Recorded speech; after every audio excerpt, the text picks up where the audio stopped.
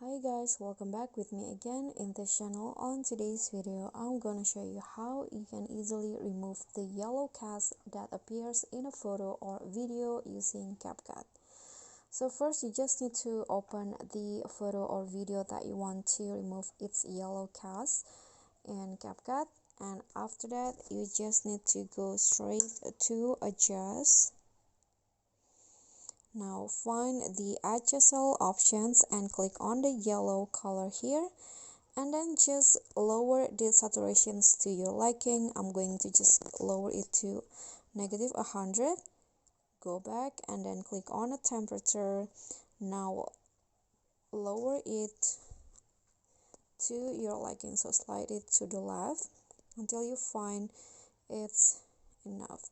Okay, after that, just click on a check icon, and here is the result. So this is the before and here is the after. You can see the difference.